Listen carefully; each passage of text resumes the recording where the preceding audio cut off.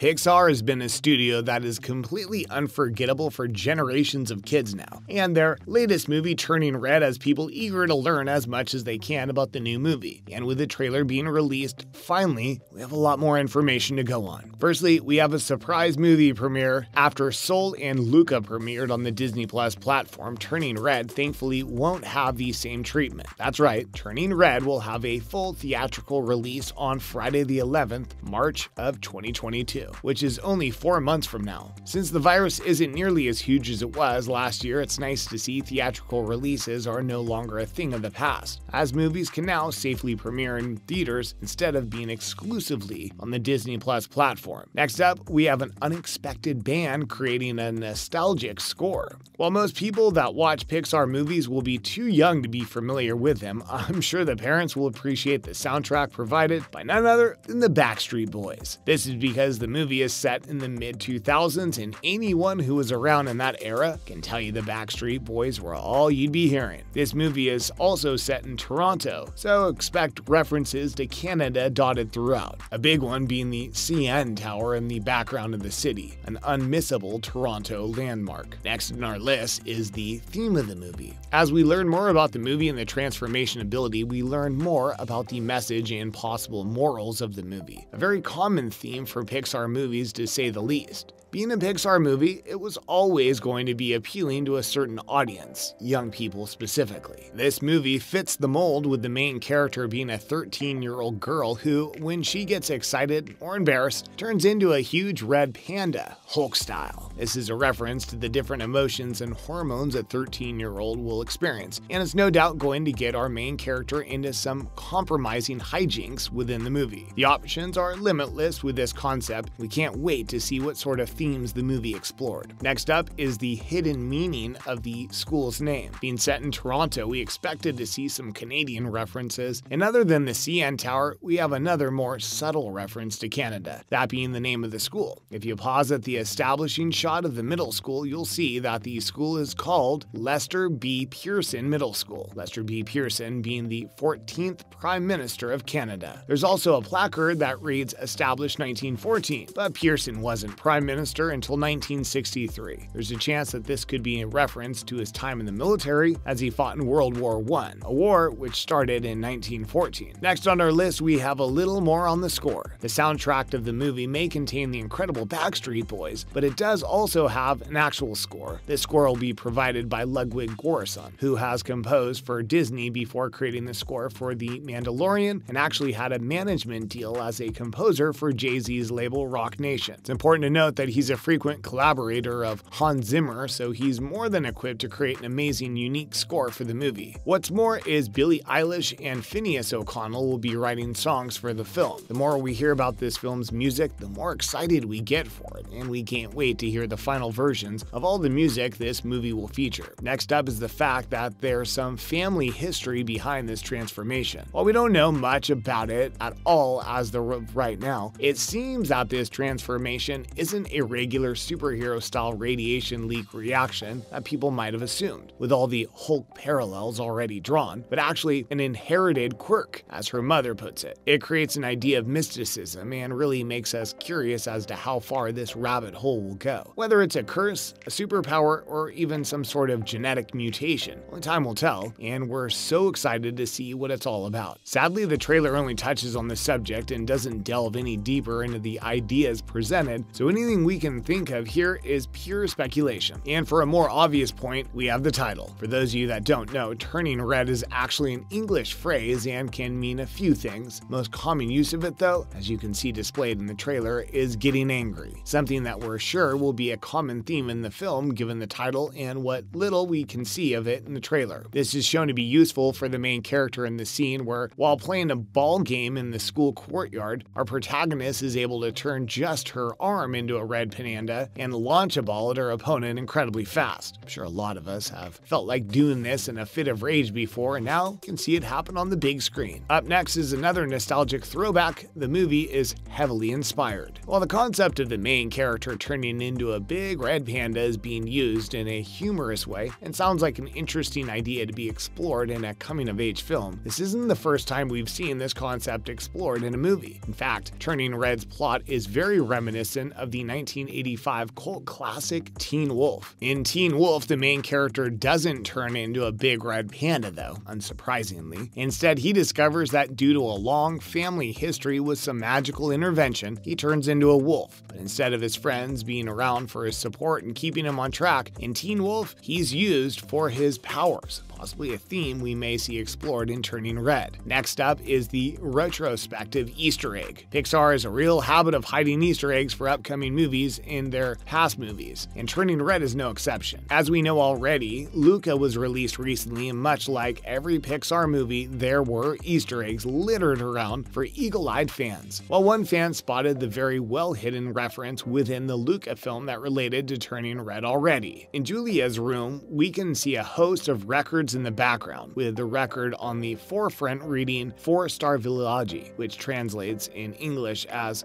4-Star Villages. Then on the promotional poster for Turning Red, you can see on our main character's lanyard the 4-Star Town pin, being the name of the fictional boy band that she's obsessed with. Very subtle, but very much appropriate for the fictional superstars. Next up, we have the band themselves. The plot of this movie seems to have a lot to do with our fictional band 4-Town or 4-Star Town, depending on how they decide to play it in the movie. This seems to be a combination of the bands O-Town and NSYNC, who famously stylized their logo with a star at the beginning, that star never being pronounced, meaning they're probably just going to be known as 4-Town in the movie from what we've got to go on. What's more is the extent to which Disney is protecting this brand. Disney actually filed a trademark for 4-Town, including the logo seen on May's lanyard. Seems Disney wants this brand to be taken seriously, and alongside creating original music to fit the theme, there may be some more 4-Town themed content down the pipeline. Finally, we have the director herself, Domee Shi. Domee Shi has never been at the helm of a full Pixar production, but recently proved herself as a director, as this isn't the first time she's directed for Pixar. For those of you who saw the long-awaited The Incredibles 2, you'd have seen the short that plays in the opening of the movie, in which a lonely mother whose child recently left her home is given a second chance at motherhood when a steamed bun she was preparing comes to life. The steamed bun was raised as a child by the mother and grows into a young teenager, desiring to play with the other children, but of course the mother in our animated short doesn't allow it. Given the fact that this child is a steamed bun, we can see why. The short ends when, in a fit of rage after a confrontation, our mother eats the steamed bun in a shock ending. Thankfully, this is revealed to be a dream about the son who left home, at which point the son arrives at the bedroom door as the mother of our story wakes from her dream to share a moment with one another as they share a snack the boy once refused, resolving their issue. This overprotective parent-child dynamic is clearly something that is important to our director, and these themes are sure to be explored a lot further in Turning Red. We look forward to it. Make sure to leave a like if you enjoyed and subscribe if you're new for more movie Easter eggs and insights.